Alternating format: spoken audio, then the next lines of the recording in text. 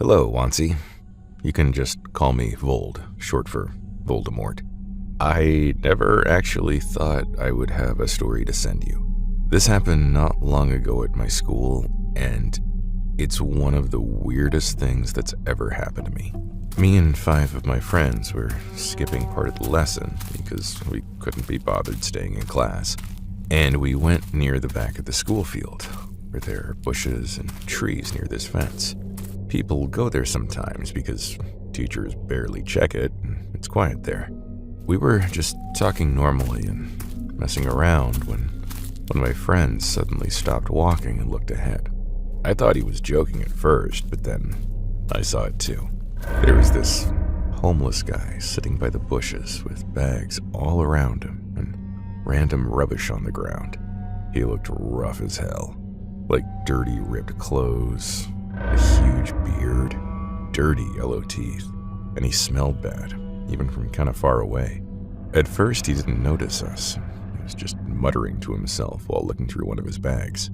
Then he looked up at us and started smiling. But it didn't even look normal because his teeth were so dirty and messed up. One of my friends laughed awkwardly and said, "Let's just go." But before we even moved properly, the homeless guy stood up and picked up this axe that was sitting next to him on the ground. The axe looked horrible, rusty and dirty, with marks all over the blade and bits of dirt stuck to it. The guy wasn't even holding it normally either. He was kind of dragging it while walking toward us slowly. He kept mumbling stuff under his breath, and we couldn't fully hear him, but it sounded creepy as hell. I remember one of my friends saying, "Why does he even have that?" And that's when the homeless guy suddenly shouted something at us. I couldn't even make out what he said, but it made all of us panic instantly, and we just started running back toward the school. I looked back once while running, and he was still there near the bushes, staring at us with the axe hanging down by his side. When we got back inside, we told the teachers there was a homeless guy outside with an axe. At first, they thought we were exaggerating, until one teacher went outside to check. After that, the police arrived very quickly, and everyone at school started talking about it. Apparently, the guy had been staying near the field for a few days, and nobody realized. The creepiest part for me is still the way he smiled at us, because he looked completely normal at first, until he stood up with the axe. I don't have a picture of the exact location, but I can tell you roughly where this happened. I took this from my school site. I lived at my grandparents' house with my younger brother. Let's call him Odie. It was New Year's Eve 12 years ago, and truly the best festive atmosphere. The yard was filled with the aroma of grilled pork belly, the sound of uncles laughing between sips of beer, and the ceaseless popping of firecrackers in the street. My brother and I ran around with our cousins, ate sweet spaghetti, and had a blast playing with the plastic horns we'd been blowing all night long. Around 11:30 p.m., my aunt called the children into the living room and told them to open their presents. The living room was packed with people and bustling, with wrapping paper flying everywhere. Amidst the excitement, I realized my brother was no longer by my side. Thinking Odie had gone to the kitchen to get more soda, I left the noisy living room and set out to look for him. As soon as I entered the back hallway, party noise seemed to suddenly fade into the distance. The kitchen was empty, and the back door leading to my cousin's dark, weed-covered backyard was wide open. "Odie!" I called out to Odie by her nickname. I stepped out to the front door. Red and green fireworks twinkled in the distance, casting long, irregular shadows across the lawn. Then I saw Odie. My younger brother was standing near the boundary where the house lights ended and the tall weeds began. Odie was holding a wrapped gift box and looking up at the tall mango tree. "Odie, come inside. It's almost midnight," I shouted as I stepped down onto the lawn.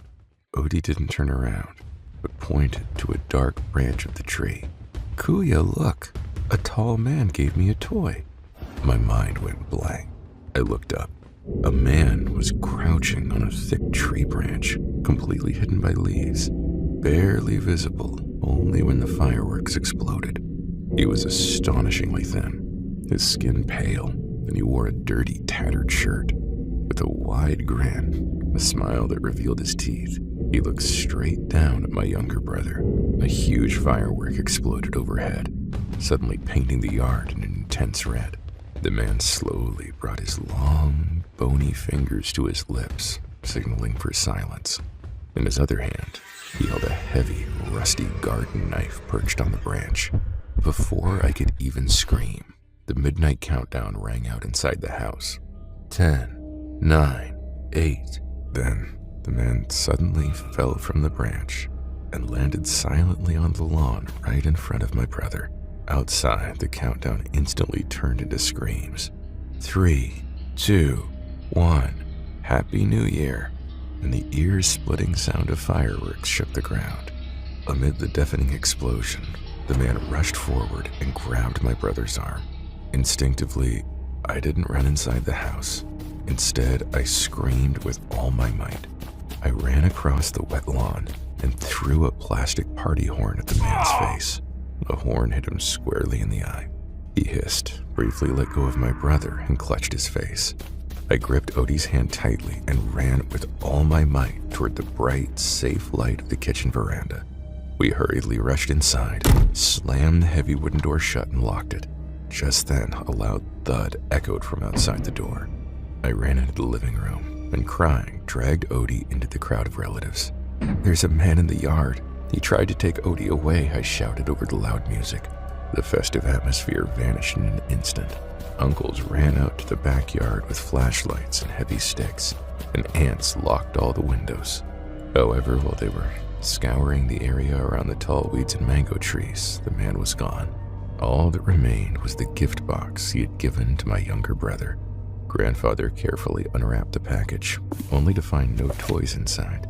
There were only a few rusty, sharp nails and a handful of dirt from a freshly dug grave. 11 years have passed since that night in 2015, but my brother and I have never forgotten it.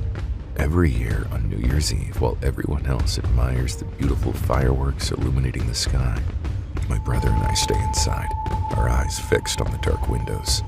This is because we know how easily a monster can hide amidst the noise. Hi, my name is Al. This story took place back in 2013 when I was 15 years old and visiting my grandparents' house. Every summer, my dad's whole family would gather there, so I didn't always get to see my cousins, aunts, and uncles. Their house was about a 3-hour drive from ours and had 3 floors. The first floor was mostly for storage, filled with sacks of rice.